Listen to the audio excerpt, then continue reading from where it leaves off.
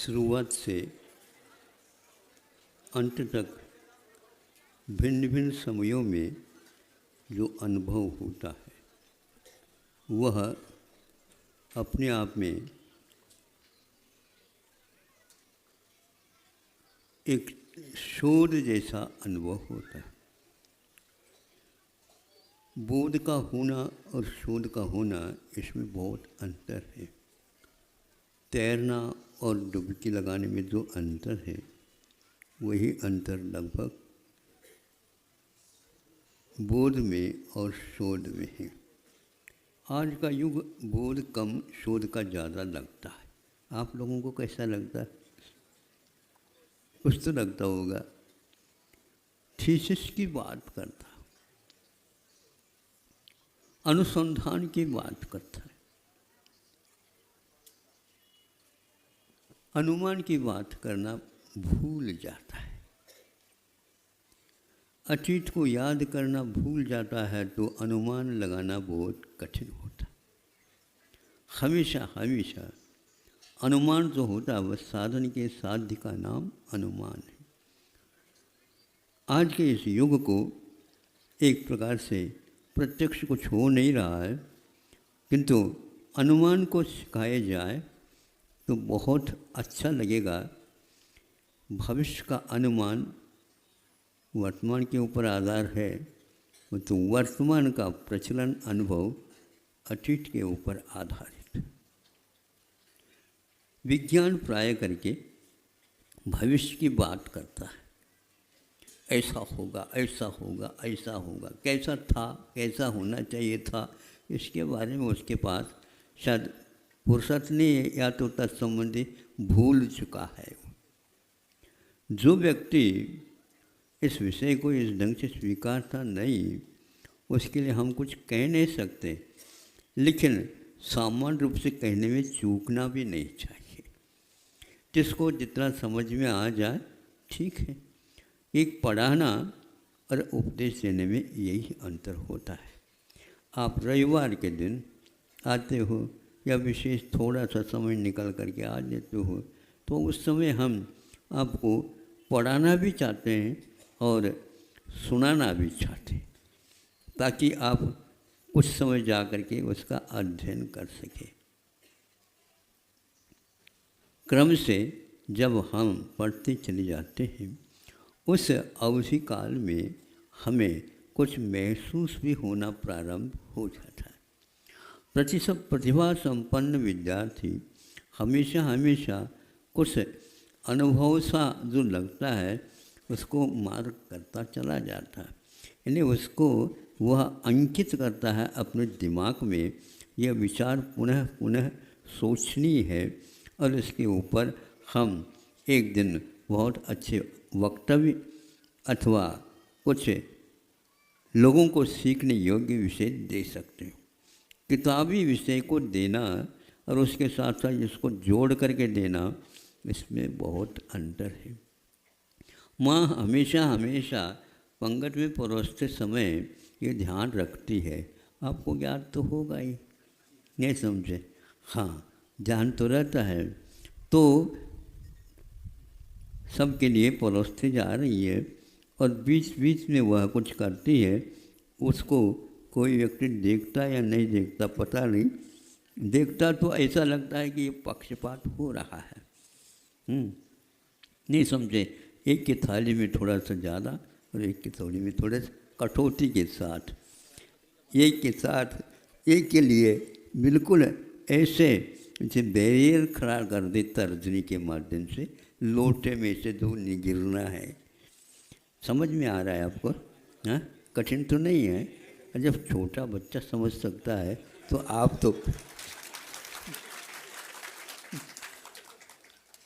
तो छोटे ने कहा, छोटा भैया ये क्यों करते हैं ऐसे? मुस्कान के साथ उसने उत्तर तो नहीं दिया, ना ऐसा नहीं, आपको बताना होगा, आपको बताना होगा। तो बाद में बता देंगे ना, बाद में फिर क्या होगा, अभी परोसने का काम है, बता देंगे हम, अवश्य बताएंगे बेटा। अब बाद में वो पुनः पूछा, कई बार हमने देखा तो ऐसा होता था। ऐसा क्यों होता? देखो बेटा, उनको भी पहले ऐसा ही करती थी। ये समझिए, जब तक उदाहरण नहीं देंगे वो चुप नहीं बैठेगा। हमें चुप कर देगा वो, लेकिन उसको चुप करना तो आवश्यक है। जितनी जो है उतनी उन्हें जो उम्र जो है उसकी जितनी थी उस समय तुम्हारे लिए भी ऐसा किया जाता तो उसको भी ऐसा ही करते थे। ऐसा क्यों किया जाता है? हमेशा हमेशा एक सा होना चाहिए। तुम हमेशा एक सा कहाँ, तुम तो बड़े जा रहे हो, जितने बड़े होते जा रहे हो वैसे वैसे तुम्हारे देते जा रहे हैं। अच्छी बात है। तो बड़ों का अलग होता है, मतलब छोटों को अलग होता है, लेकिन छोटा ही बड़ा होता है क्या बेटा? बड़ा अपने बड़ा बन कर के आता है, बताओ। हाँ, ये तो समझ में बात आ गई। तुम्हारी अभी यकृत जो है, जिसको लीवर बोलते हैं, वह कमज़ोर है। बार बार जल्दी जल्दी मान लो बुखार आ जाना, नज़ला हो जाना, नहीं समझे तो ये होता है। नज़ला का अर्थ मालूम है आप लोगों को? हाँ, जुकाम। हाँ, ये जुकाम खाम खाम नहीं रहता है, जुकाम है वो। तो नज़ला क्या होता है? नज़ला बता रहा है स्वयं शब्द, नज़ला नहीं समझे, निर्जला जैसा पानी की कमी से और गर्मी बढ़ने से नज़ला होता है। कुछ लोगों का कहना है ठंडक से होता है, ऐसा नहीं। ठंडक से तो भीतर गर्मी जलना प्रारंभ हो जाती है, इसलिए भूख खुल करके लगती है। और ये जो होता है उसमें इस ढंग से नहीं होता। अच्छा, नज़ला ये बताता है एकांत से पित्त के कारण भी नज़ला होता है और अन्य और निमित्त मिलने से भी होता है। तो इसी प्रकार यहाँ एक प्रकार से अवधि रहती है जो हमारे जीवन में पाठ्यक्रम चलता है, उसको आत्मसात करते चले जाते हैं तो अपने आप बिंदु मिलती चली जाती है। आपको पढ़ाया जा रहा है, वह बिंदु से पढ़ाया जा रहा है कि किससे पढ़ाया जा रहा है ये मतलब नहीं, किंतु पाठ्यक्रम के बीच बीच में कुछ ऐसे बिंदु मिलती है जो गुरुजी के लिए भी थोड़ा सोचना आवश्यक हो जाता है। वो भी अपनी गति को थोड़ी से बदल देते हैं। कौन से शब्दों के माध्यम से इस विषय को मैं स्पष्ट कर लूँ। कभी कभी वो ऐसे कर देते हैं, करते करते उसको अधूरा ही रख देते हैं, नहीं समझे, ताकि यह भी सोचना बंद न करें, किंतु घर में जाकर के जितना बताया उतना तो तैयार कर ले। फिर बाद में यदि मान लो इस विषय के साथ और कुछ शंकाएँ जिज्ञासाएँ होती हों तो उसके लिए भी वह रास्ता प्रशस्त करता है। तो दूसरे दिन आता है तो उसको बता देता है इस प्रकार इसको पूर्ण कर लेना। हाँ हाँ गुरुजी, किंतु और भी बात है इसमें। क्या बात है? तो कुछ ये भी लग रहा है। हाँ, यह एक प्रकार से पढ़ाने के उपरांत जो पढ़ता है उसकी सही अपनी देन है। अभ्यास जो करता है वह विद्यार्थी करता है, अभ्यास की ओर लगा देता है, वो गुरु शिक्षक कहलाता है। तो शिक्षक का भी अपना एक रास्ता रहता है और वह अपने आप को सुरक्षित रखता हुआ भी सामने वालों को लाभ देता चला जाता है। कभी मेले खेले में आपने देखा होगा, गए तो होंगे कई बार, और उसी में बच्चों का आधा पैसा खर्च भी हो जाता है, नहीं समझे। झूले में देखा आप लोगों ने? अच्छा, कुछ गौर किया? गौर का मतलब है क्या? ध्यान दिया? क्या ध्यान दिया बताओ? बच्चे एक एक एक पालना में बैठ करके ऊपर जा रहे हैं और ऊपर जाने के उपरांत नीचे आ रहे हैं। ये ऐसा देखते हैं तो प्रत्येक बच्चे का क्या अनुभव में आ रहा है। जब बिल्कुल शिखर तक पहुंच जाता है उस समय उसके लिए कुछ भय भी लगता होगा, नहीं समझे, कुछ भय भी लगता होगा। और नीचे आने के ऊपर धरती की शरण में हम आ गए, भैया उतर जाए तो अच्छा है, फिर उसको उतारा जाता। लेकिन उतारने का कार्यक्रम और बिठाने का कार्यक्रम वह चलाने वाला करता रहता है। देखो उस प्रकार वह हाथ यूं यूं करता रहता है, नीचे के ऊपर की ओर पालने चले जाते हैं। उस समय वह वहीं पर ध्रुव पर खड़ा रहता है। उस झूले की मार उसके लिए कभी भी नहीं होती, और हो सकती है यदि मार पड़ जाए तो बीमार पड़ जाए, वो ये स्थिति वहीं पर गिर जाएगा। इसलिए आत्मरक्षा के साथ शिक्षक भी हमेशा हमेशा विद्यार्थी की ओर दृष्टिपात करते रहते हैं। कहीं ऐसा ना हो, कभी कभी जल्दी में मान लो शिक्षक उत्तर देना चाहें, नहीं प्रश्न करने वाला भले ही जल्दी करे, ये उसकी बात है, लेकिन उत्तर देना हमेशा हमेशा अप्रमत्त दशा के साथ ही दिया जाता है। अप्रमत्त के बारे में तो आपको कई बार कह चुका हूँ, वह 15 प्रकार के प्रमाद से ऊपर उठता है, तब कहीं जा कर के अप्रमत्त दशा का अनुभव होता है। तो वह बच्चा यदि पूछता है तो अप्रमत्त होकर के जब पाठ को अच्छे आत्मसात कर लेता है तो उसके दिमाग में शंका उत्पन्न हो जाती है। ये प्रश्न है उसका, ये शंका है उसका, गुरुजी का नहीं शंका। गुरुजी के पाठ के ऊपर जब अध्ययन प्रारंभ किया जाता है तो शंका होना स्वाभाविक है।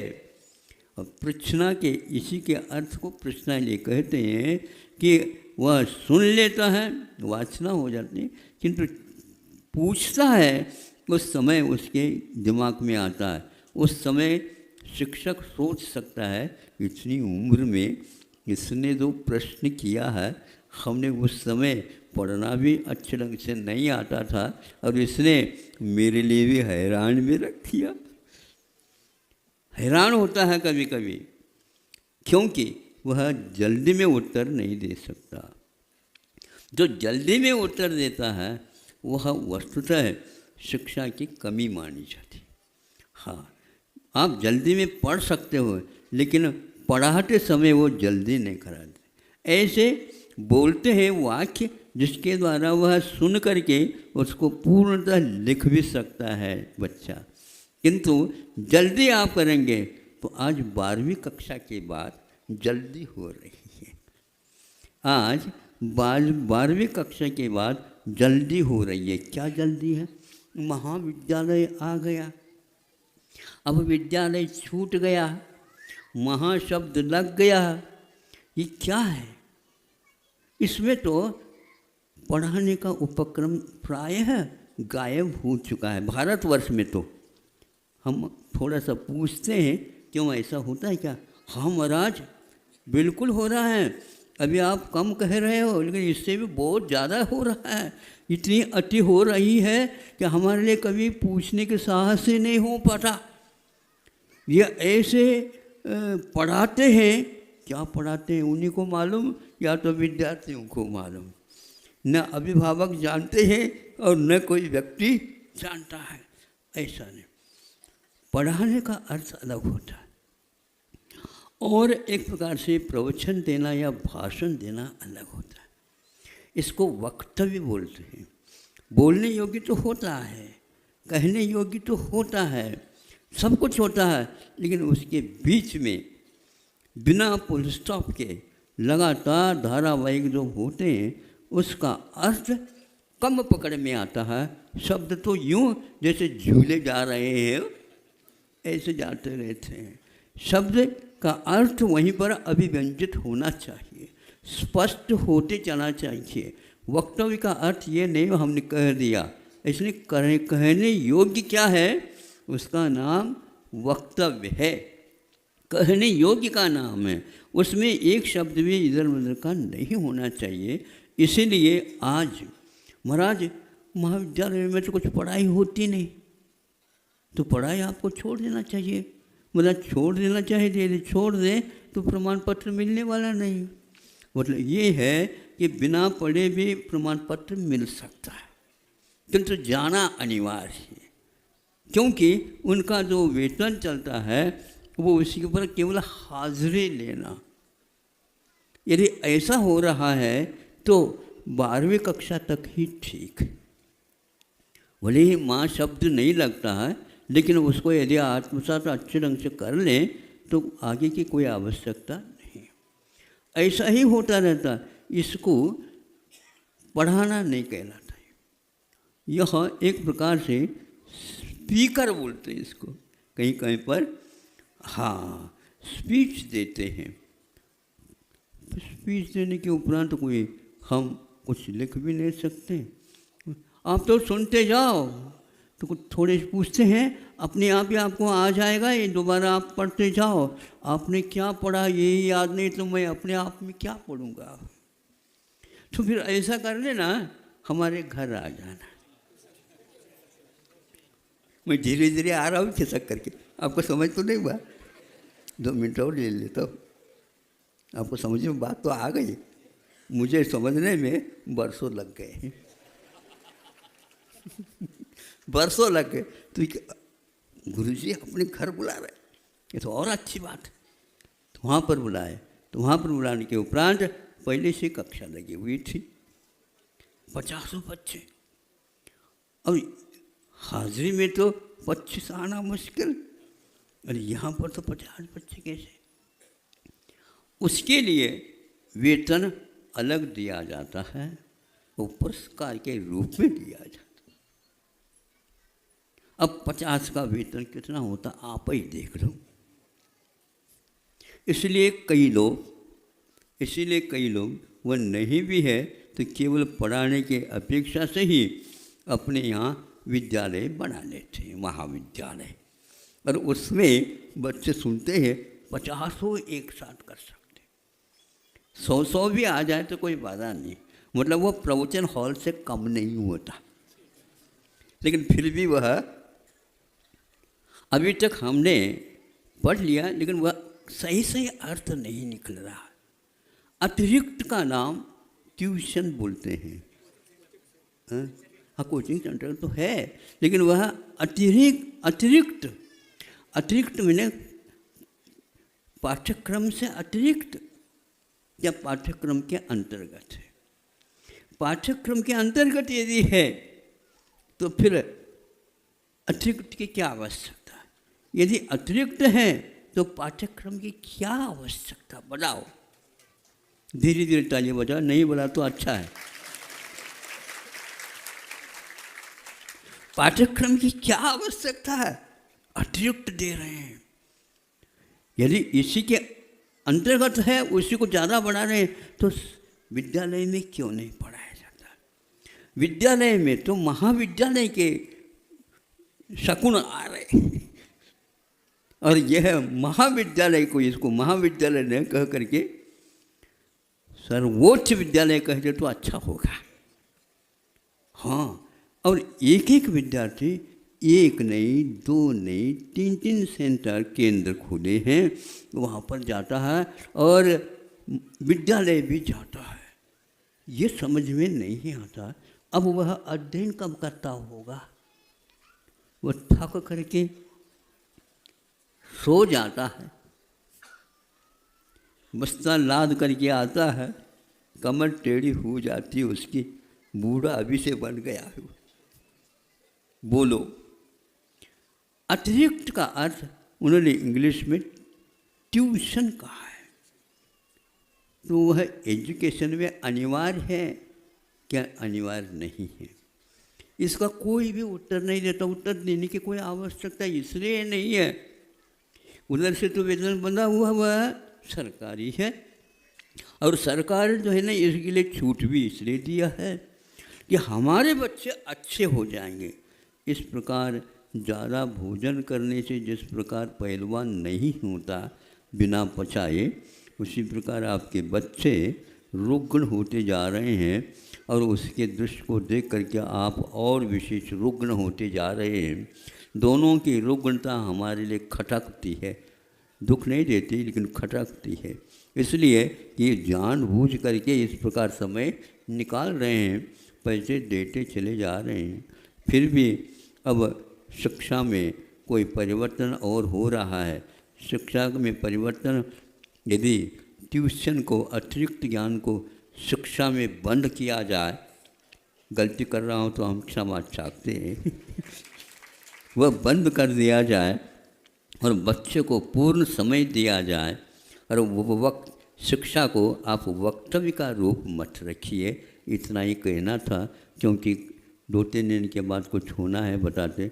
भैया हमारा कोई निश्चय नहीं है, लेकिन थोड़ी बहुत 5-6 मिनट मैं दे देता हूँ। थोड़े बहुत आज दे दिया, मंगलाचरण हो गया।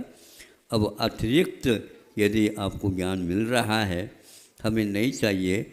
जो है उसी में से हमें पढ़ाओ, और हमारे दिमाग के भी भीतर से कुछ बिंदु आ जाएं तो हमारे जीवन के अंत तक वो बने रहेंगे। अहिंसा परमो